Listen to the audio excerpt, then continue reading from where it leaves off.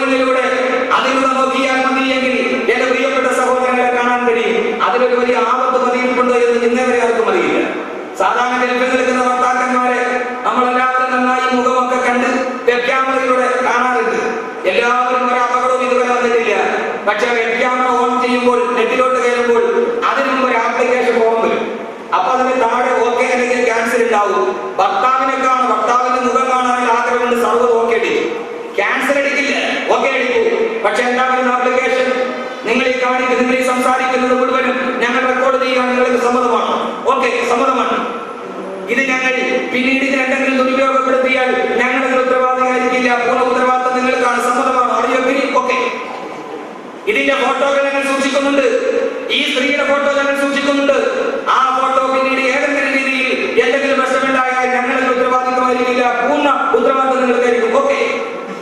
എന്റെ പ്രിയപ്പെട്ട സഹോദരങ്ങളെ, ഒരു ഭാഗത്ത് ലോകം വളരുമ്പോഴും ആ വളർച്ച അവനെ പിന്നീട് തളർത്തുന്നതാണ് എന്ന് തിരിച്ചറിയാനുള്ള ബോധം നമുക്ക് ഉണ്ടാകുന്നില്ല. അങ്ങനെ ഒരു മനുഷ്യന്റെ കൈവെള്ളയിൽ ഒതുങ്ങി നിൽക്കുമ്പോൾ ഈ കൈവെള്ളയിൽ ലോകം അവന്റെ മുമ്പിൽ ഒതുങ്ങി നിൽക്കുകയാണ്. ലോകം എല്ലാം അവന്റെ മുമ്പിലാണ്. പക്ഷെ ഈ കൈവെള്ളയിൽ ഒതുങ്ങാത്ത ഒരേ ഒരു സാധനമേ ഉള്ളൂ. പണ്ട് ചൂണ്ടുവിരലിൽ ഒതുങ്ങിയിരുന്ന ഒരു സാധനം. പണ്ട് ചൂണ്ടുവിരലിൽ ഒതുങ്ങുമായിരുന്നു. ആ ചൂണ്ടുവിരൽ ഒതുങ്ങുന്നതിനെ ലോകം മുഴുവനും കൈവെള്ളയിൽ ഒതുക്കിയിട്ടും ചൂണ്ടുവിരൽ കൊണ്ട് ഒതുക്കാനൊന്നും കഴിഞ്ഞിട്ടില്ല. അത് സ്വന്തം മക്കളെയാണ്. പണ്ട് വാപ്പ ഇന്ന് വായെന്ന് വിരളെന്ന് ചോദിച്ചാൽ ഇങ്ങോട്ട് വരുമായിരുന്നു. ഇന്ന് വാപ്പയും ഉമ്മയും 5 വിരൽ കൊണ്ട് ആട്ടി വിളിച്ചാലും മക്കളടുത്തേക്ക് വരില്ല. പണ്ട് വാപ്പയും ഉമ്മയും ഇങ്ങനെ ഒന്ന് കളിച്ചാൽ മതി, ഉമ്മ വിളിച്ചിടത്തേക്ക് വാപ്പ വിളിച്ചിടത്തേക്ക് മക്കൾ ഓടിയെത്തുന്ന ഒരു കാലമുണ്ടായിരുന്നു. ഇന്ന് 5 വിരൽ കൊണ്ട് മക്കളെ 3 പ്രാവശ്യം ആടി വിളിച്ചാലും അവന്റെ ഈ ലോകം മുഴുവൻ ഒതുക്കി വെച്ച ഈ കടലിലേക്ക് അവൻ പ്രസവിച്ച സ്വന്തം മക്കളെയും അവൻ വളർത്തിക്കൊണ്ടുവരുന്ന മക്കളെയും നിയന്ത്രിക്കാൻ കഴിയുന്നില്ല എന്നതാണ് വർദ്ധിച്ചു വരുന്ന +2 പഠിക്കുന്ന കുട്ടിയും 10ാം ക്ലാസ്സിൽ പഠിക്കുന്ന കുട്ടിയും വീടിന്റെ കഴുക്കോലയിൽ തൂങ്ങി നിൽക്കുന്ന ദുരന്ത ചിത്രങ്ങൾ നമ്മളോട് പറയുന്നു. ഞാൻ കൂടുതൽ വിശദീകരിക്കുന്നില്ല. എന്നെക്കാളെ ഏറ്റവും അറിയാവുന്നവരാണ് നിങ്ങൾ. എങ്ങനെയാണ് ഈ കുട്ടികളെ ധാർമ്മികമായ നിലപാടിലേക്ക് കൊണ്ടുവരിക? ബാക്കിയുള്ളവരെ ഒരു കഥയും പറയാൻ തൽക്കാല സമയമില്ല. യുവാക്കളുടെ കഥയും വയസ്സന്മാരുടെ കഥയും അതൊന്നും പറയാൻ സമയമില്ല. ഞാൻ പറയുന്നത് നമ്മുടെ സമൂഹത്തിന്റെ നട്ടലായ നമ്മുടെ ഈ കുട്ടികളെ, കാരണം തഹാദുൽ കഥവുമായി ഏറ്റവും കൂടുതൽ ബന്ധപ്പെടുന്നത് അവരാണ്. ഈ മുഅല്ലിമീങ്ങളുടെ മുമ്പിലേക്കാണ് ഇവർ കടന്നു വരുന്നത്. അവരെയാണ് തകർന്നു പോകുന്ന ഈ ധാർമ്മികതയിൽ രാവിലെ സുബഹി നിസ്കാരത്തിന്റെ വാങ്ങ വിളിച്ചു കഴിഞ്ഞാൽ 7 മണിക്ക് മക്കളെ ഒരുക്കി കെട്ടിയിട്ട് മദ്രസയിലോട്ട് കടന്നു വിടുന്നത് അതേതോ വലിയ പാതകമായി കണക്കാക്കുന്നവർ, ആ പാതകമായി കണക്കാക്കുന്നവരെ തന്നെ ചിന്തിക്കേണ്ടതുണ്ട്. 7 കയ്യും കെട്ടി കോട്ടും കെട്ടി ഞാനൊരു ഭൗതിക വിദ്യാഭ്യാസത്തിന്റെ വിരോധിയായതുകൊണ്ടല്ല. എന്റെ വാപ്പയ്ക്കും ഉമ്മയ്ക്കും തണുപ്പുള്ള രാത്രിയിൽ എന്തോ ഒരു തമാശ തോന്നിയപ്പോൾ ആ കാരണത്താലാണ് ഞാൻ ജനിക്കപ്പെട്ടത്. അതുകൊണ്ട് തന്നെ മാതാവിനോടും പിതാവിനോടും ധാർമ്മികമായി എനിക്കൊരു കടപ്പാടുമില്ല എന്ന് സാഹിത്യകാരന്മാർ എഴുതി വെച്ച ആ പുസ്തകങ്ങൾ നമ്മുടെ മക്കൾ പോയി 7 മുതൽ 8 മണി മുതൽ വൈകുന്നേരം 4 മണി വരെ പഠിക്കുകയും 7:30 മുതൽ 8:30 വരെ 1 മണിക്കൂറെങ്കിലും മക്കളെ മാതാവിന്റെ കാൽപാദത്തിന്റെ അടിയിലാണ് നിന്റെ സ്വർഗം എന്ന് പഠിപ്പിച്ചു കൊടുക്കുക.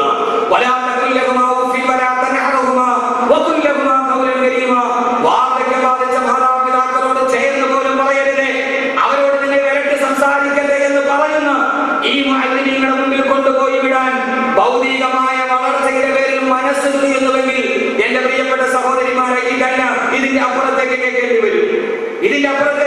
വരും. രാവിലെ വരുന്ന ഈ നൈർമല്യ ഹൃദയത്തെ മാതാപിതാക്കളോടുള്ള കടമ പഠിപ്പിച്ചു കൊടുക്കാൻ, അയൽവക്കക്കാരോടുള്ള കടമ പഠിപ്പിച്ചു കൊടുക്കാൻ, കൂട്ടുകാരോട് എങ്ങനെ സംസാരിക്കണമെന്ന് പറയാൻ 4ാം ക്ലാസ്സിൽ അഖിലാഖ് എന്ന് പറയുന്ന ഒരു കിതാബുണ്ട്. വല്ലപ്പോഴും എടുത്തു നോക്കണം. എന്റെ പ്രിയപ്പെട്ട സഹോദരങ്ങളെ, അത് പഠിപ്പിക്കാൻ നമ്മുടെ കുട്ടികൾക്ക് കഴിയാത്തത് കൊണ്ടാണ് 4 മണിക്ക് പഞ്ചസാര വാങ്ങിക്കാൻ സ്കൂൾ വിട്ട് വന്നിട്ട് പഞ്ചസാര മേടിക്കാൻ പീടികയിലോട്ട് പോയ 7 വയസ്സുകാരി കുട്ടി, ആ 7 വയസ്സ്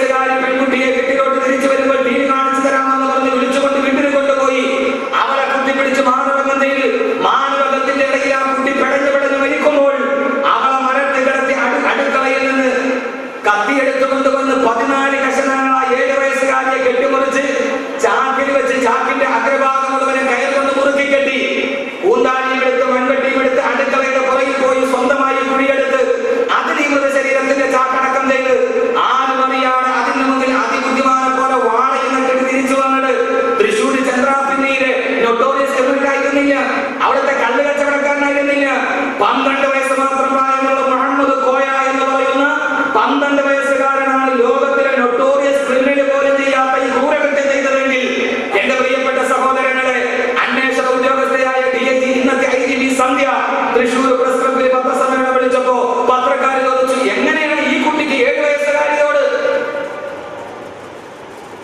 എങ്ങനെയാണ് മൺചിരട്ടയിൽ മണ്ണ് വെച്ചിട്ട് അപ്പം കളിക്കുന്ന ഉണ്ടാക്കി കളിക്കുന്ന കുട്ടിയോട് ഇങ്ങനെ തോന്നിയത്? എന്റെ പ്രിയപ്പെട്ട മാതാപിതാക്കളെ, IDP സന്ധ്യ പറഞ്ഞതെന്ന് അറിയുമോ? ഈ കുട്ടി ജനിച്ചു വളർന്ന സാഹചര്യമാണ് അവൻ കുറ്റവാളിയാക്കിയത്. അവൻ ജനിച്ചു വളർന്ന സാഹചര്യം ഏത് സാഹചര്യമാണത്? ഏത് സാഹചര്യമാണത്? അവന്റെ പിതാവ് ഏറ്റവും വലിയ മദ്യപാനി, അവന്റെ മാതാവാണെങ്കിലോ ആ നാട്ടിൽ അറിയപ്പെട്ട പബ്ലിക് പ്രോസ്റ്റിറ്റ്യൂട്ട്. എന്റെ പ്രിയപ്പെട്ട സഹോദരങ്ങളെ, പിതാവിന്റെ ഭാഗത്ത്, മാതാവിന്റെ സുഖരസങ്ങളുടെ ശൈലിയിൽ പാതിരാ സമയത്ത് അന്യന്റെ ചൂടും അനുഭവിക്കുന്നവൾ, വളർന്നു വരുന്ന കുട്ടി ആ നാട്ടിലെ ഏറ്റവും വലിയ ക്രിമിനലായി. ആരെയാണ് കുറ്റപ്പെടുത്തേണ്ടത്? ആരെയാണ് ഇവരെ ചൂണ്ടേണ്ടത്? ആരെയാണ് ഈ കാര്യത്തിൽ നമ്മൾ വഴി പറയേണ്ടത്? വാപ്പയും ഉമ്മയും. ഞാൻ പറഞ്ഞല്ലോ, ആലപ്പുഴ ദേശീയപാതയിൽ പോലീസ് ഉദ്യോഗസ്ഥർ പരിശോധന നടത്തുന്നു. വാഹന പരിശോധന. മദ്യപിച്ചതാണെന്നറിയാനുള്ള പരിശോധനയാണ്. റോഡ് സൈഡിൽ കഥയില്ല. ഭാര്യ ഭർത്താവും പാതിരാ സമയത്ത് കാറിൽ വന്നു. ഭർത്താവ് വെളിയിലിറങ്ങി. SI പറഞ്ഞു, ഇതിൽ ഊതുക. മദ്യപിച്ചിട്ട് വാഹനം ഓടിച്ചിട്ട് ഊതിയാൽ സെൻസർ വർക്ക് ചെയ്യും, ബീപ്പ് ശബ്ദം കേൾക്കും. അയാൾ വന്ന് ഊതി, ശബ്ദം കേട്ടു. SI പറഞ്ഞു, നീ മദ്യപിച്ചിട്ടുണ്ട്, വെറ്റിയടിക്കണം 1000 രൂപ. അയാൾ പറഞ്ഞു, ഞാൻ മദ്യപിച്ചിട്ടില്ല. അതൊന്ന് നീ മദ്യപിച്ചത് കൊണ്ടല്ലേ ബീപ്പ് ശബ്ദം കേട്ടത്? അല്ല, ഈ യന്ത്രം കേടാണ്. ഈ യന്ത്രം കേടാണ്, ഞാൻ മദ്യപിച്ചിട്ടില്ല. പോലീസ് പറഞ്ഞു, ഇത്രയും നേരം യന്ത്രം വർക്കാണ്, ഇപ്പൊ നിനക്ക് മാത്രം ഇല്ല, ഞാൻ മദ്യപിച്ചിട്ടില്ല. എന്നിട്ട് മൂന്നിട്ട് ശബ്ദം കേട്ടു, അതുകൊണ്ട് നിങ്ങളുടെ യന്ത്രം കേടാണ്. പോലീസ് ഉദ്യോഗസ്ഥർ വല്ലാതെ കൺഫ്യൂഷനായി. അവസാനം അയാളെ പറഞ്ഞ് യന്ത്രം കേടാണ്. ഞാൻ പറഞ്ഞാണ്, ശരി, ഒരു കാര്യം ചെയ്ത് എന്റെ ഭാര്യയെ കൊണ്ട് ഒന്നിപ്പിച്ചു നോക്ക്. ഭാര്യ ഇറങ്ങി വന്നു, സുന്ദരിയായ ഭാര്യ. അവർ കൂടി അപ്പോഴും ശബ്ദം കേട്ടു.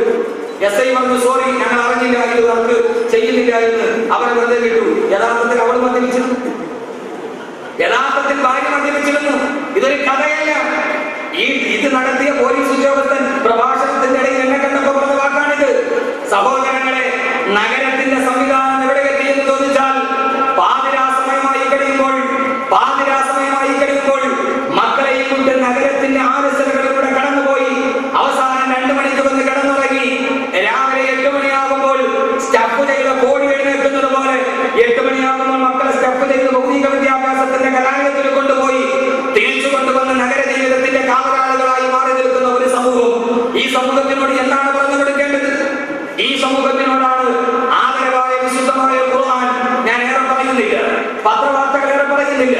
സ്വന്തം മക്കൾ നാളെ മയ്യത്ത് നിസ്കരിക്കണമെന്ന് ആഗ്രഹമുണ്ടെങ്കിൽ, നാളെ മക്കൾ മണ്ണിന്റെ അടിയിൽ കൊണ്ടുപോയി മണ്ണിട്ട് കൂടിയിട്ട് എന്റെ വാപ്പ മരിച്ചു, ഇനി ബാക്കി മുഴുവനും എനിക്കെന്ന് പറയുന്ന ജാമിതീയ ജ്യോതിശാസ്ത്രത്തിന്റെ കണക്ക് പറയാതിരിക്കണമെങ്കിൽ, നാളെ നാം ഈ നൊന്ത് പ്രസവിച്ച നമ്മുടെ മക്കൾ കണ്ണുനീരൊലിപ്പിച്ച് നമ്മുടെ പുറകിൽ കിടന്ന് മയ്യത്ത് നിസ്കരിക്കണമെങ്കിൽ, എന്റെ പ്രിയപ്പെട്ട സഹോദരങ്ങളെ, ഇതിനൊരു അടിസ്ഥാന തത്വമുണ്ട്. എന്താണ് അടിസ്ഥാന തത്വം? ഇതിനൊരു അടിസ്ഥാന തത്വമുണ്ട്. 13ാമത്തെ വയസ്സിൽ കേരളം മദ്യപിക്കാൻ തുടങ്ങുകയാണ്. 13ാമത്തെ വയസ്സിലാണ് കേരളത്തിന്റെ മദ്യപാനത്തിന്റെ തുടക്കം. അപ്പൊ ആരാ കുടിക്കുക? ഞാൻ പറയണോ? കേരളത്തിന്റെ മാഗസിൻ കഴിഞ്ഞ മാസം കേരളത്തിലെ 30,000 ഹൈസ്കൂൾ വിദ്യാർത്ഥികൾ ഒരു സർവേ നടത്തി. നിങ്ങൾ നന്നായിട്ട് കേൾക്കണം, വീട്ടിലിരുന്ന് മനസ്സിലാവില്ല. അന്യപുരുഷന്മാരുടെ കൂടെ പോകുന്ന അന്യ സമുദായത്തിന്റെ പുരുഷന്മാരെ കൈപിടിച്ചു പോകുന്ന പെണ്ണുങ്ങൾ, അതറിഞ്ഞിട്ട് ഏതെങ്കിലും ഇസ്ലാമിക പ്രവർത്തകർ അല്ലെങ്കിൽ ഉപ്പുള്ളവർ ഉമ്മായോട് വിളിച്ചിട്ട് നിങ്ങളുടെ മകളുടെ പോക്ക് അതൊന്ന് സൂക്ഷിക്കണം, അവളെ പറയിടത്ത് കാണുന്നുണ്ട് എന്ന് പറഞ്ഞാൽ, എന്റെ മക്കൾ അങ്ങനെ തരില്ല എന്ന് പറഞ്ഞ് അവർക്കെതിരെ മേടിച്ചുകൊണ്ടുവന്നവർ ഒന്ന് ചിന്തിക്കണം. നിങ്ങൾക്കറിയണമെങ്കിൽ ധാരാളം ആളുകൾ ഞങ്ങൾ ഉമ്മയോട് കാപ്പെടുന്നു പറഞ്ഞാൽ എന്റെ മോളെ മാത്രമേ നീ കണ്ടുള്ളൂ. എന്റെ മോൾ അങ്ങനെ ചെയ്യില്ല. അവള് തഹജ്ജുദ് അവൾ സുബഹി കഴിഞ്ഞിട്ട് മനസ്സിലോകുന്നവളാണ്. എന്റെ പ്രിയപ്പെട്ട സഹോദരങ്ങളെ, അന്യപുരുഷന്റെ കൂടെ പോയ പെണ്ണ് അന്ന് സുബഹി നിസ്കരിച്ചിട്ട് മനസ്സിലോകിട്ടാണ് പോയത് എന്ന കാര്യം മറന്നു പോകരുത്.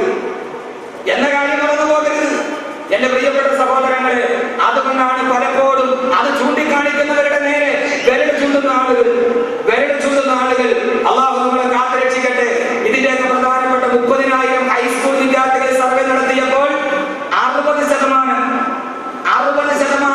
പെൺകുട്ടികളും 60% ആൺകുട്ടികളും. ഇത് അഹ്മദ് കബീർ വാക്കവിയുടെ സർവേ അല്ല. നിങ്ങൾ 5 നേരം വാക്ക് വിളിക്കുമ്പോഴും എടുത്ത് മറിച്ചു നോക്കുന്ന മാഗസിന്റെ സർവേയാണ്. മാഗസിന്റെ പേര് മനസ്സിലായില്ല, നിങ്ങളുടെ പേര് തന്നെ വനിത, അതിന്റെ തന്നെ സർവേയാണ്. ആ സർവേയിലാണ് സഹോദരങ്ങളെ 60% ആൺകുട്ടികളും പെൺകുട്ടികളും ലൈംഗിക ബന്ധം ആസ്വദിച്ചവരാണ് എന്ന് ഞെട്ടിപ്പിക്കുന്ന വാർത്ത കേരളത്തിന്റെ നടുവിലാണ്. ഇത് ആധികാരികമായ സർവേ ആണെങ്കിൽ ഇത് പണ്ഡിതന്മാർ പറയുമ്പോൾ മനസ്സിലാവില്ല.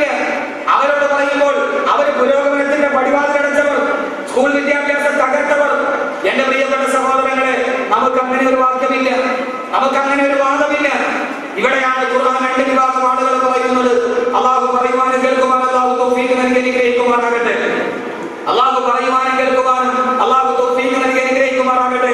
മദ്രസ അധ്യാപകന്റെ മുന്നിൽ രാവിലെ മക്കളെ കൊണ്ട് വിട്ടാലോ ആ മക്കളെ എട്ടും തൊട്ടും തിരിയാത്ത മക്കളെ സ്വർഗമെന്ന് പഠിപ്പിച്ചു കൊടുക്കാൻ, നരകമെന്ന് പഠിപ്പിച്ചു കൊടുക്കാൻ, പരലോകത്തെ കുറിച്ച് പഠിപ്പിച്ചു കൊടുക്കാൻ, മാതാപിതാക്കളെ കുറിച്ച് പഠിപ്പിച്ചു കൊടുക്കാൻ, സമൂഹത്തിന്റെ നന്മകളെ കുറിച്ച് പറഞ്ഞു കൊടുക്കാൻ എന്റെ പ്രിയപ്പെട്ട സഹോദരങ്ങളെ തീർച്ചയായും ഒരാളുകൾ വേണം, ഒരുവട്ടം ആളുകൾ വേണം.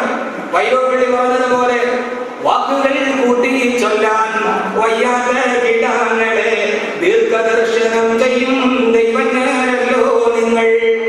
മാമ്പഴം എന്ന കവിതയിൽ വൈലോപ്പിള്ളി പറയുന്നുണ്ട്, എട്ടും തൊട്ടും തിരിയാത്ത കുട്ടികൾക്ക് വിജ്ഞാനം പഠിപ്പിച്ചു കൊടുക്കുക